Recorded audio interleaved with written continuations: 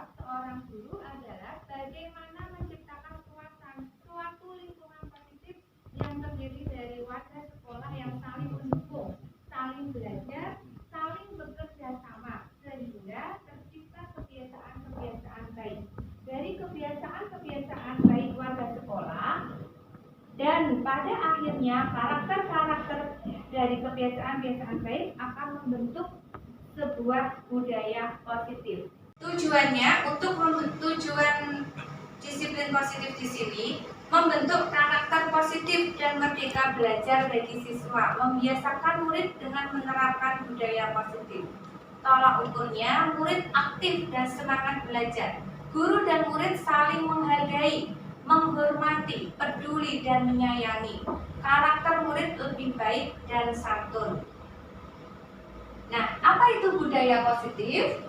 Budaya positif di sekolah yaitu nilai dan kebiasaan di sekolah yang berpihak pada murid agar mereka dapat berkembang menjadi pribadi yang kritis, penuh hormat dan bertanggung jawab sesuai dengan profil pelajar Pancasila. Konsep utama modul budaya positif di sini saya akan membahas ada 7 hal yang ingin saya sampaikan. Yang pertama tentang perubahan paradigma belajar.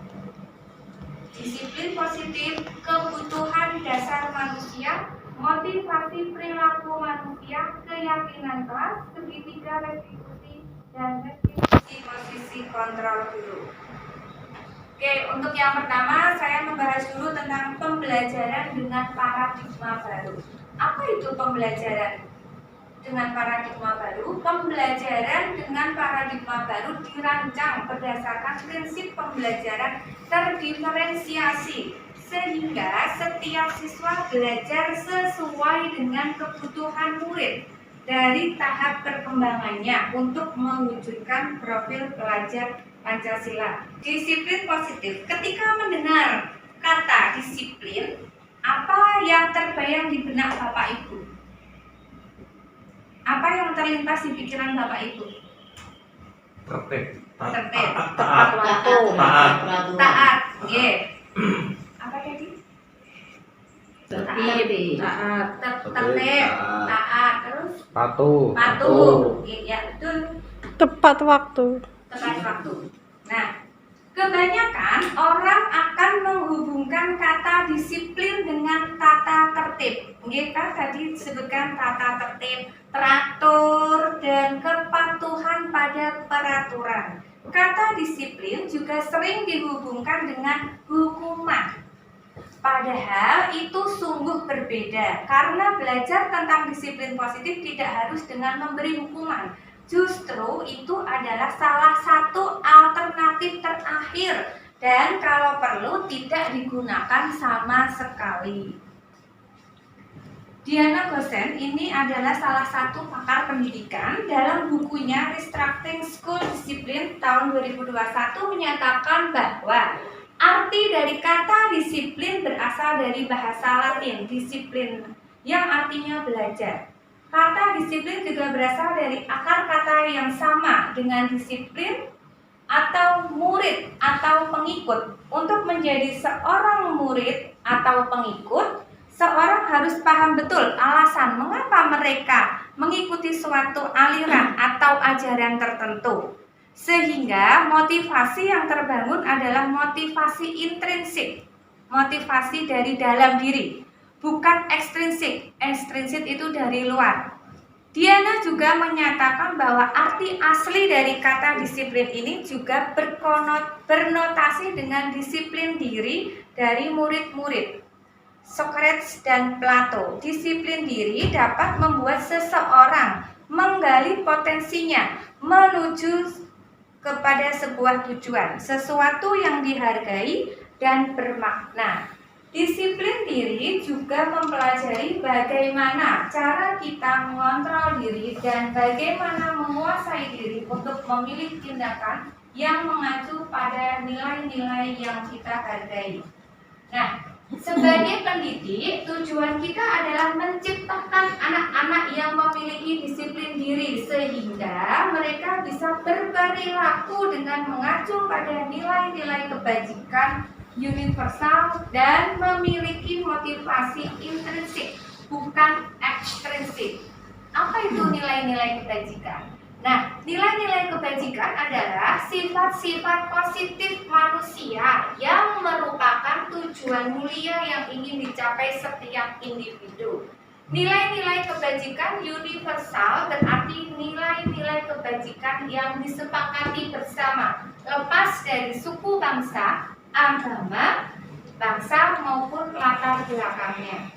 Nilai-nilai kebajikan yang ingin dicapai oleh setiap anak Indonesia kita kenal sebagai profil pelajar Pancasila. Tujuannya dari penerapan disiplin positif adalah agar terbentuk murid-murid yang berkarakter, berdisiplin, santun, jujur, peduli, bertanggung jawab, dan merupakan pembelajar sepanjang hayat sesuai dengan standar kompetensi lulusan yang diharapkan. Nah, kebutuhan dasar manusia. Kebutuhan dasar di sini memiliki tujuan. Ada di sini ada 4. Kebutuhan dasar manusia ada 5. Bertahan hidup, kasih sayang dan rasa diterima, kebebasan, kesenangan, dan penguasaan. Seluruh tindakan manusia memiliki tujuan tertentu. Semua yang kita lakukan adalah usaha terbaik kita untuk mendapatkan apa yang kita inginkan. Ketika kita mendapatkan apa yang kita inginkan, sebetulnya saat itu kita sedang memenuhi satu atau lebih dari satu kebutuhan dasar kita. Kebutuhan dasar manusia yang pertama, kebutuhan bertahan hidup atau survival adalah kebutuhan yang bersifat fisiologi untuk bertahan hidup. Misalnya tentang kesehatan, rumah, makanan. Kebutuhan biologis merupakan bagian dari proses produksi, termasuk kebutuhan untuk tetap bertahan hidup. Yang kedua, kebutuhan untuk disayangi dan diterima, meliputi kebutuhan akan hubungan dan koneksi sosial, kebutuhan untuk memberi dan menerima kasih sayang, dan kebutuhan untuk merasa menjadi bagian dari suatu kelompok. Kebutuhan ini juga meliputi keinginan untuk tetap terhubung dengan orang lain, seperti teman, keluarga, pasangan hidup, teman kerja, binatang peliharaan, dan kelompok di mana kita tergabung. Kebutuhan dasar manusia yang ketiga, kebutuhan untuk bebas. Kebutuhan akan kemandirian, otonomi, memiliki pilihan dan mampu mengendalikan arah hidup seseorang. Anak-anak dengan kebutuhan kebebasan yang tinggi menginginkan pilihan. Mereka perlu banyak bergerak, suka mencoba-coba, tidak terlalu terpengaruh orang lain, dan senang mencoba hal baru dan menarik. Kebutuhan yang keempat, kebutuhan yang berhubungan dengan kekuatan atau power. Kebutuhan ini berhubungan dengan kekuatan untuk mencapai sesuatu, menjadi kompeten, menjadi terampil, diakui atas prestasi dan keterampilan kita, didengarkan dan memiliki rasa harga diri.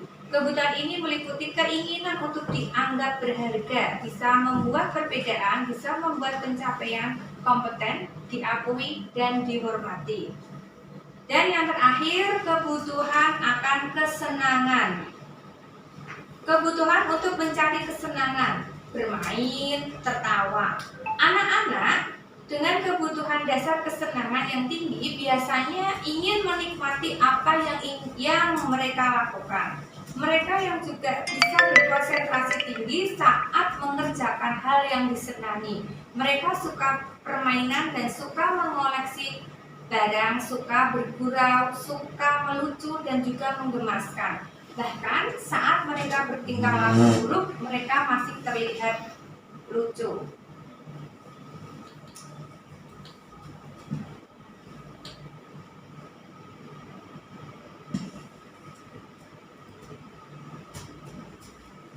Ini ada sebuah contoh kasus. Ini misalnya di kelas saya sendiri. Ibu Dian wali kelas 7, nah sedang bingung menghadapi salah satu muridnya di kelas bernama Suci. Beberapa anak telah datang dan mengeluhkan Suci yang seringkali meminta bekal makan siang mereka dengan paksa. Nah, jika Bapak Ibu menghadapi situasi seperti Ibu Dian, apa yang akan dilakukan Bapak Ibu? Menurut Bapak Ibu, apa alasan Suci melakukan hal itu? Ini sesuai dengan konsep kebutuhan dasar manusia yang 5 tadi. Bagaimana Bapak Ibu? Ini Suci suka meminta bekal makan siang mereka dengan paksa. Nah, ini bisa dimasukkan ke dalam 5 kebutuhan dasar tadi yang sudah saya sebutkan.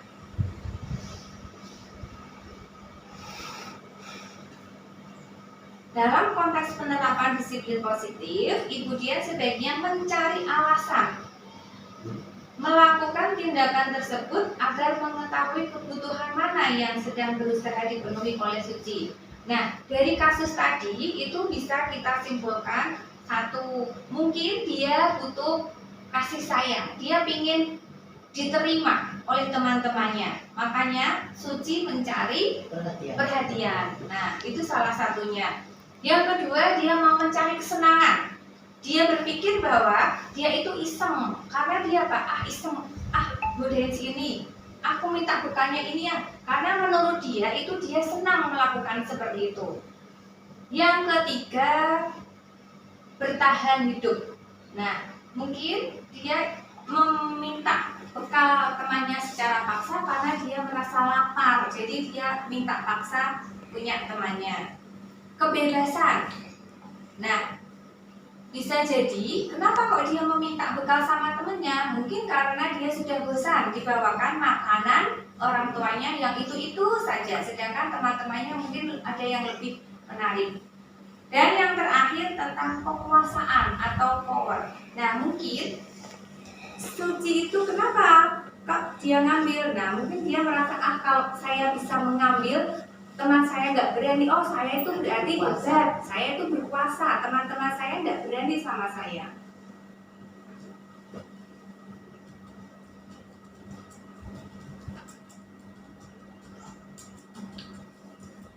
Motivasi perilaku manusia.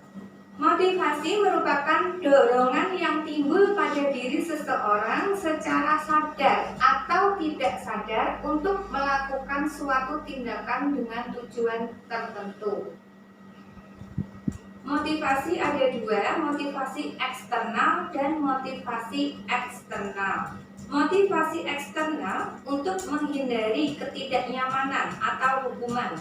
Apa yang akan terjadi apabila saya tidak melakukannya? Nah, itu dari dalam orang tersebut. Kalau motivasi dari luar atau eksternal untuk mendapatkan imbalan, jadi dia melakukan dengan saya melakukan ini agar supaya dia mendapat imbalan. Apa yang akan saya dapatkan apabila saya melakukannya? Nah, biasanya dia berpikir seperti itu. Motivasi internal tujuan disiplin positif untuk menghargai diri sendiri, menjadi insan sesuai harapan kita. Saya akan menjadi orang yang seperti apa bila saya melakukannya.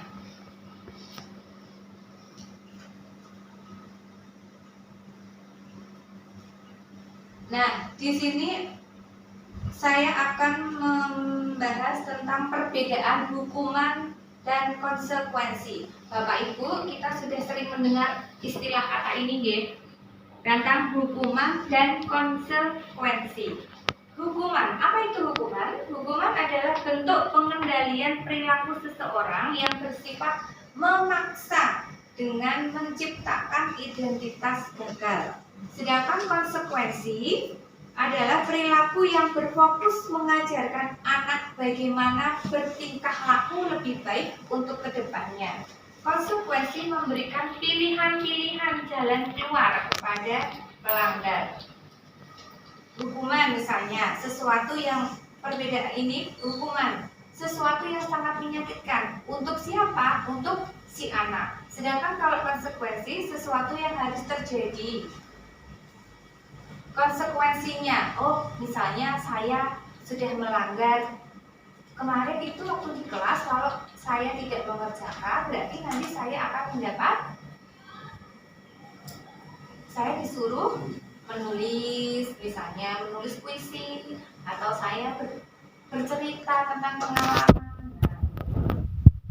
Membuat anak sakit fisik maupun hati untuk jangka waktu yang lama. Biasanya kalau anak itu dia sampai nanti dia dewasa pasti akan yang ada dia akan teringat-ingat. Aku minta, saya dulu pernah dihukum karena saya terlambat sekolah. Nah itu sangat susah untuk dihilangkan. Membuat sedangkan konsekuensi membuat anak merasa tidak aman dalam jangka waktu yang pendek. Hukuman, anak membenci kedisiplinan paksaan. Kalau konsekuensi, anak menghargai disiplin. Hukuman mendorong anak menyakiti diri sendiri. Kalau konsekuensi mendorong anak agar mudah menyesuaikan diri. Anak belajar untuk menyembunyikan kesalahan. Kalau hukuman, kalau ditanya pasti dia akan membelok-belok, dia menyembunyikan. Nah, sedangkan kalau konsekuensi, anak belajar untuk mematuhi peraturan.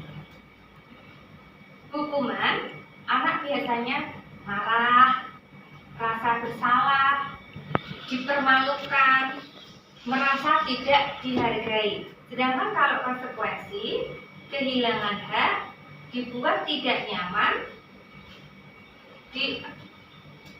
diasingkan untuk sementara waktu.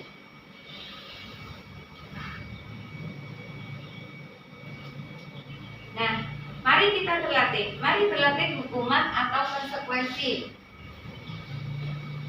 Lari mengelilingi lapangan basket 2 kali karena terlambat di sekolah. Ini termasuk hukuman atau konsekuensi?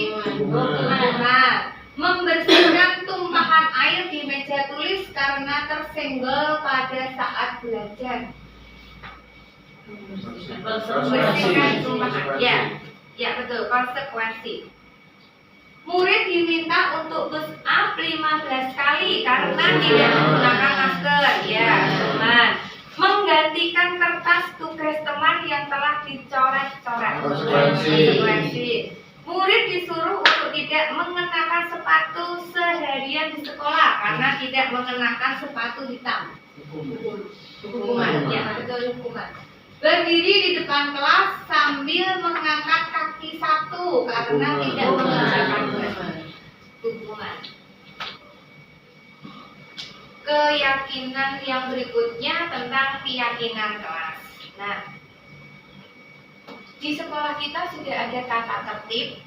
Anak-anak sudah tahu, sudah ditempelkan setiap kelas di belakang ataupun di depan sudah ditempelkan tentang tata tertib. Akan tetapi masih ada beberapa anak yang melanggar tata tertib tersebut. Nah, kita sebagai guru dan juga wali kelas, nanti Bapak Ibu juga bisa memberikan arahan kepada anak didik kita, membuat tentang keyakinan kelas di setiap kelas masing-masing, supaya nanti keyakinan kelas itu dilakukan dengan harapan apa? Bisa di dalam pembelajaran bisa berjalan. Kalau mereka mentaati, membuat kesepakatan kelas, membuat keyakinan kelas, nah diusahakan nanti anak-anak kita juga harus bisa mematuhinya tentang keyakinan yang dianggap mereka, nanti itu saya bisa melakukannya itu untuk demi kenyamanan kelas mereka agar pembelajaran berjalan dengan aman dan nyaman. Apa itu keyakinan kelas? Keyakinan kelas kesepakatan kelas yang dibuat berdasarkan nilai-nilai kebajikan universal. Keyakinan kelas bersifat lebih abstrak daripada peraturan yang lebih rinci dan konkret. Keyakinan kelas hendaknya tidak terlalu banyak.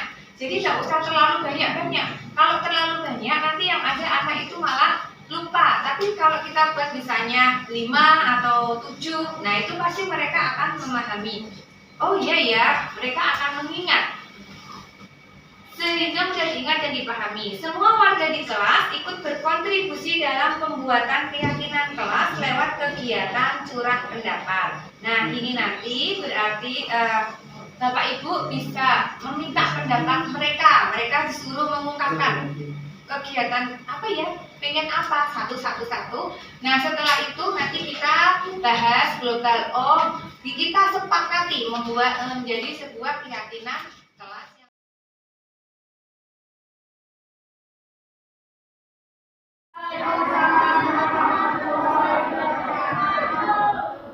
Selamat pagi anak-anak. Pagi, Bu.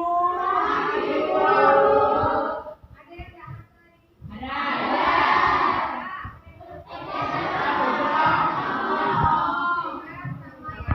Oke. Halo. Apa kabar semuanya?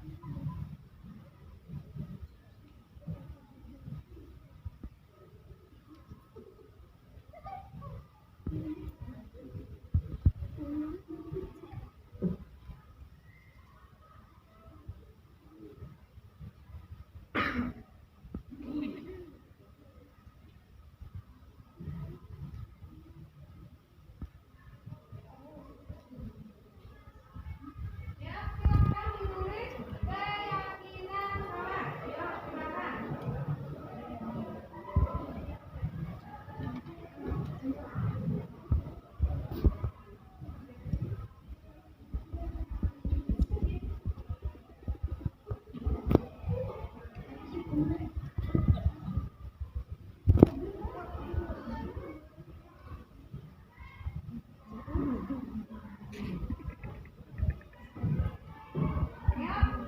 sudah bisa langsung ditembakkan di sini ya. Oke.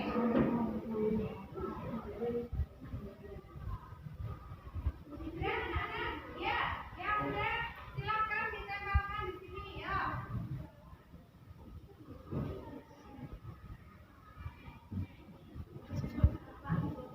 Satu-satu. Nempelinnya satu-satu ya. Oke.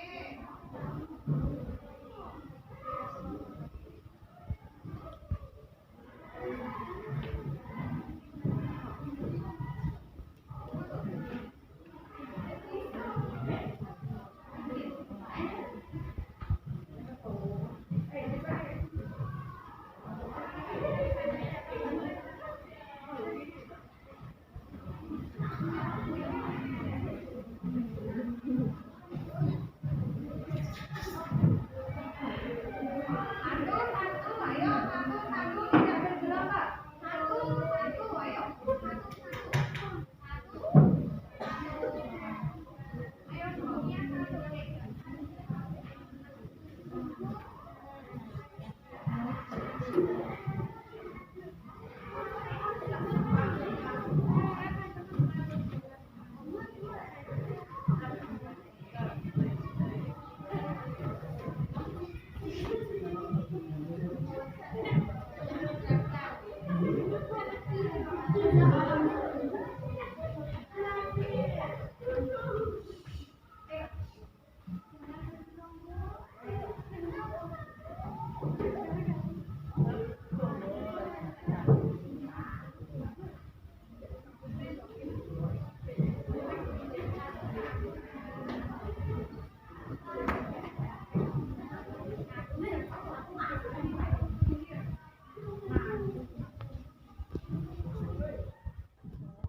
Tempelkan.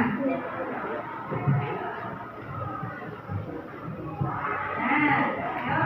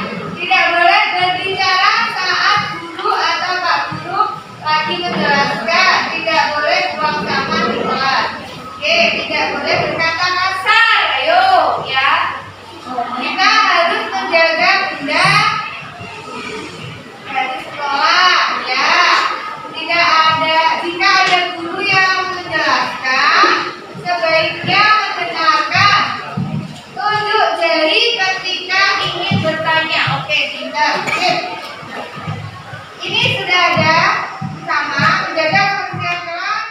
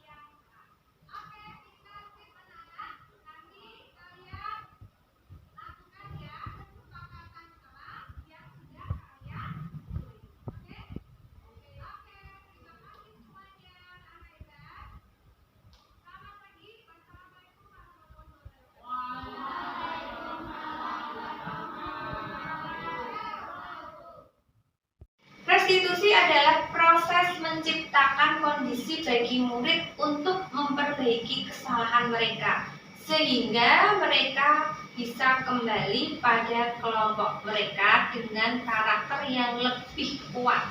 Ini menurut Gosen tahun 2004.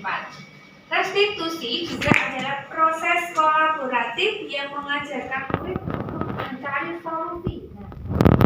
solusi untuk masalah dan membantu murid berpikir tentang orang seperti apa yang mereka inginkan dan bagaimana mereka harus memperlakukan orang lain.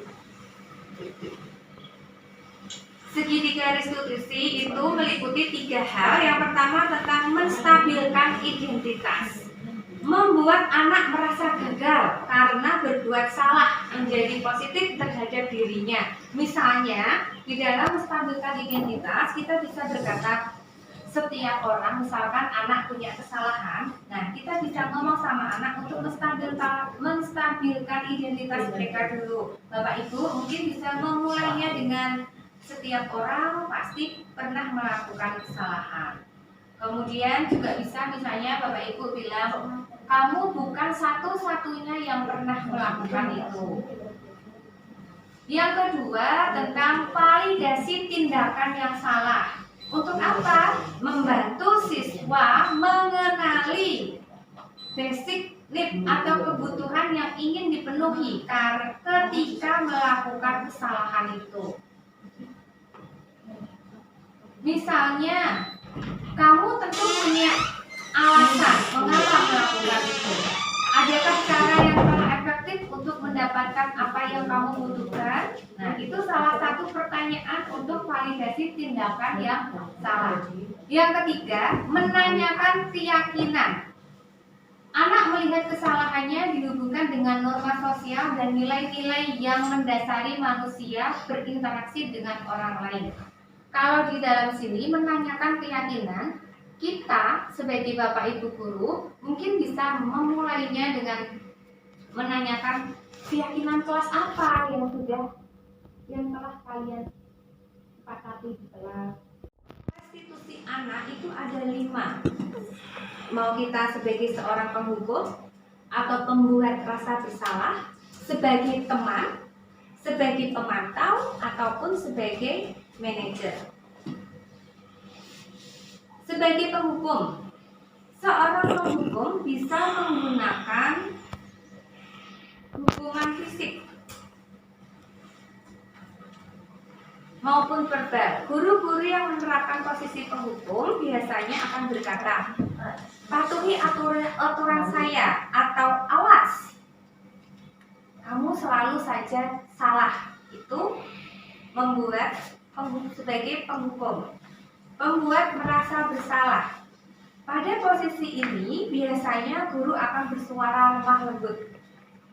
Kata-kata yang akan keluar dengan lembut seperti, ibu sangat kecewa sekali dengan kamu. Gimana coba kalau orang tua kamu tahu kamu berbuat begini? Yang ketiga, posisi kontrol sebagai teman. Guru pada posisi ini tidak akan menyakiti murid, namun akan tetap berupaya mengontrol murid melalui persuasi atau membujuk. Guru akan berkata, ayo bantulah demi bapak ya. Ya sudah, kali ini tidak apa-apa. Nanti ibu bantu bereskan. Sebagai pemantau, memantau berarti mengawasi. Posisi pemantau berdasarkan peraturan-peraturan dan konsekuensi.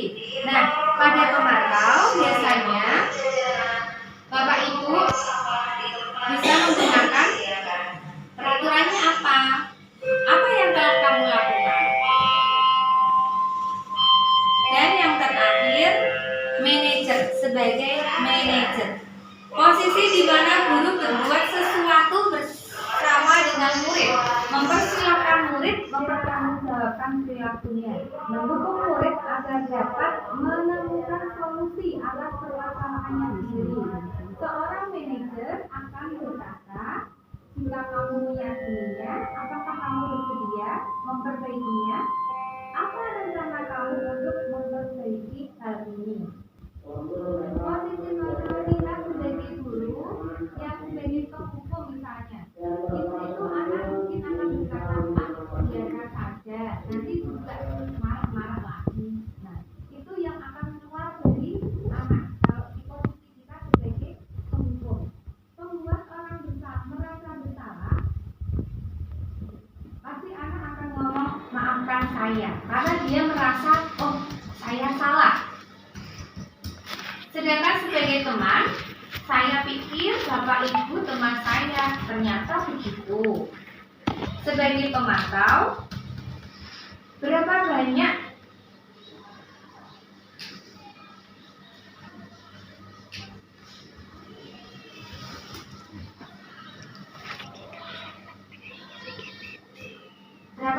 bintang yang saya harus peroleh, berapa halaman yang harus saya tulis. Nah, itu kalau sebagai pemantau. Yang dikatakan anak, jika kita berperan sebagai manajer, bagaimana caranya saya bisa memperbaiki keadaan?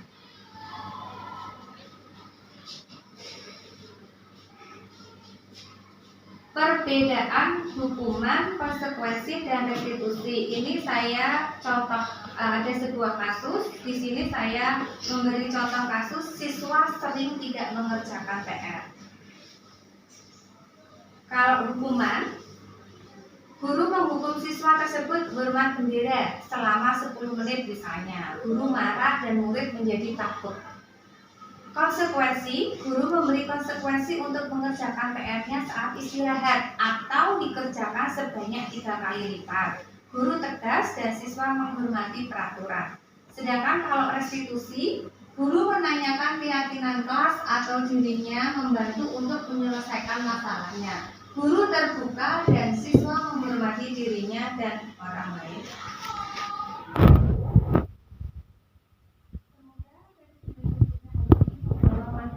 Sehingga dapat mewujudkan pelajar berprofil Pancasila. Salam Merdeka Belajar. Sekian, terima kasih. Monggo Bapak Ibu, jika ada pertanyaan silakan ditanyakan. Silakan, monggo.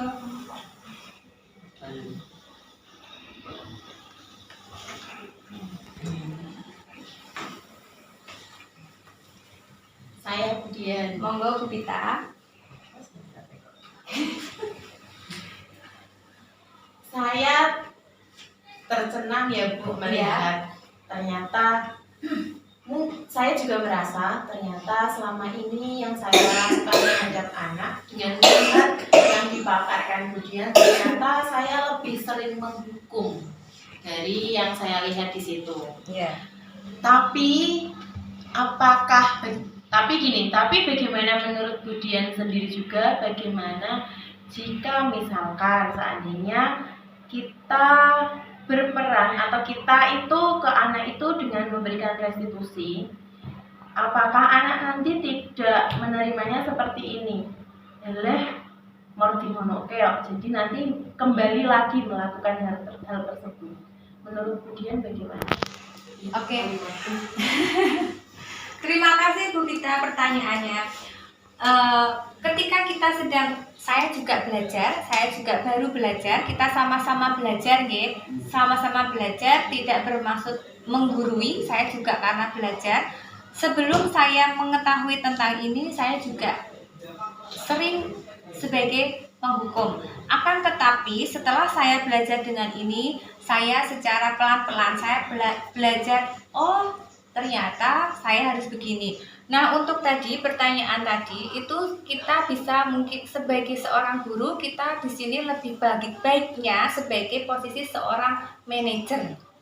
Nah, untuk seperti yang tadi restitusi itu mungkin kita kan ada 3 hal untuk akan kita melakukan restitusi ke anak. Kita bisa menstabilkan identitas dulu. Terus kemudian yang kedua tadi apa? Setelah menstabilkan meyakinkan. Mungkin pertama kita bisa, kamu kenapa? Kamu tahu ibu panggil ke sini. Nanti kan anak dia akan bercerita, dia tidak malu, dia mungkin mau, oh iya Bu, saya tahu. Apakah kamu merasa bersalah? Nah, ini untuk menanyakan keyakinannya, apa yang akan kamu lakukan untuk lain waktu? Apakah kamu bisa memperbaikinya? Nah, dan untuk yang terakhir, kita juga bisa menggunakan tentang keyakinan mereka. Kemarin di kelas sudah disepakati. Apakah kamu sudah melaksanakannya dengan baik? Nah, kemudian hal-hal apa yang akan kamu lakukan untuk bisa merubah kelakuan kamu tersebut? Nanti kan anak secara perlahan-lahan dia kan akan mengetahui tentang kesalahannya, dan dari situ dia bisa menyadari akan kesalahannya. Ada yang lain, Bapak Ibu? Monggo, Pak Kris mau tanya? Cukup. Sudah?